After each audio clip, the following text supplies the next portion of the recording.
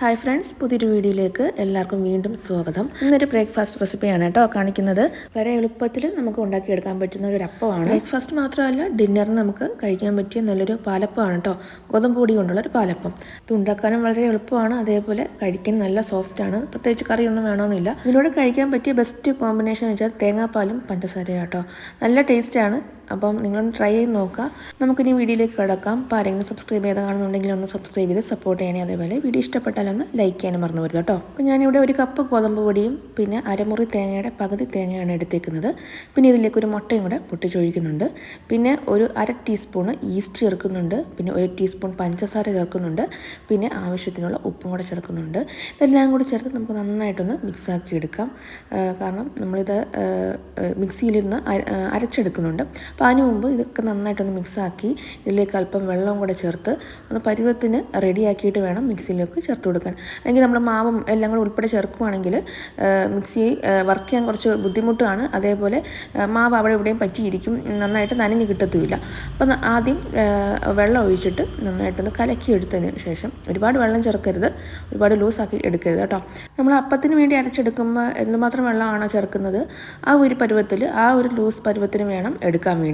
അപ്പോൾ നന്നായിട്ടൊന്ന് മിക്സാക്കിയ ശേഷം നമുക്ക് ഇത് മിക്സിയുടെ ജാറിലേക്ക് മാറ്റി കൊടുക്കാം. അപ്പോൾ ഞാനിവിടെ ടോട്ടൽ 1.5 കപ്പ് വെള്ളം ചേർത്തിട്ടുണ്ട്.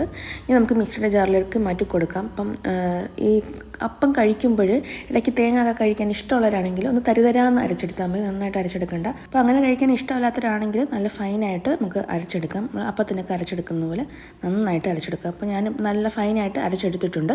അപ്പോൾ നമുക്കൊരു ബൗളിലേക്ക് മാറ്റാം. ബൗളിലേക്ക് മാറ്റിയ ശേഷം ഇതൊരു അരമണിക്കൂർ നമുക്ക് റെസ്റ്റ് ചെയ്യാൻ വെക്കണം. കാരണം ഇതൊന്ന് പതഞ്ഞ് പോകണം, നമ്മൾ ഈസ്റ്റൊക്കെ ഇട്ടതല്ലേ. അപ്പോൾ അപ്പം പോലെ ഒന്ന് പതഞ്ഞ് വരണം. ഇപ്പോൾ ഒരു അരമണിക്കൂർ കഴിഞ്ഞിട്ടുണ്ട്. നമ്മുടെ അപ്പം ചുടാൻ മാവ് റെഡി ആയിട്ടുണ്ട്. അപ്പം നമുക്ക് ഈസി ആയിട്ട് പെട്ടെന്ന് രാവിലെ ചുട്ടെടുക്കാൻ പറ്റിയ നല്ലൊരു ഹെൽത്തി ആയിട്ടുള്ള ഒരു ബ്രേക്ക്ഫാസ്റ്റാണ്. അപ്പം നമുക്ക് ചൂടായ തവയിലിട്ട്, അപ്പോൾ അധികം എണ്ണ തേക്കരുത് കേട്ടോ. എണ്ണ തേച്ചാൽ ഇത് പരന്ന് വരത്തില്ല.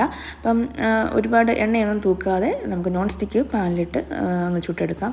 അപ്പോൾ ഇതൊന്ന് മൂടി വെക്കണം കേട്ടോ. മൂടി വെച്ചാൽ നല്ല അപ്പം പോലെ പൊങ്ങി വരും കേട്ടോ.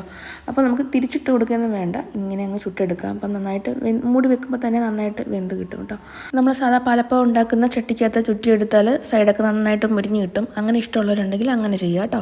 അപ്പോൾ ഞാനിപ്പോൾ സാധാ എളുപ്പത്തിന് വേണ്ടി നമ്മുടെ സാധാ നോൺ സ്റ്റിക്ക് പാനിലാണ് ചെയ്തത്. അപ്പോൾ അടുത്തതും ഇതേപോലെ ചുട്ടെടുക്കുക. അപ്പോൾ ഇതേപോലെ ഞാൻ പറയുന്ന പോലെ മൂടി വെച്ചാൽ മതി. പിന്നെ അത് തിരിച്ചിട്ട് കൊടുക്കേണ്ട ആവശ്യമില്ല. തിരിച്ചിട്ട് കൊടുക്കുമ്പം അപ്പുറം അങ്ങ് വല്ലാതെ മുരിഞ്ഞു പോകും. അപ്പോൾ കാണാനൊരു ഭംഗി കാണത്തില്ല. അപ്പോൾ മൂടി വെച്ചെടുക്കുമ്പം വെന്തും കിട്ടും, കാണാനും ഭംഗിയാണ്, നല്ല സോഫ്റ്റുമാണ്.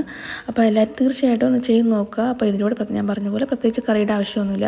തേങ്ങാപ്പാലും പഞ്ചസാരയും നല്ല കോമ്പിനേഷൻ. ഞാൻ പറയുന്ന പോലെ നിങ്ങൾ അതൊന്നും ട്രൈ ചെയ്ത് നോക്കുക കേട്ടോ.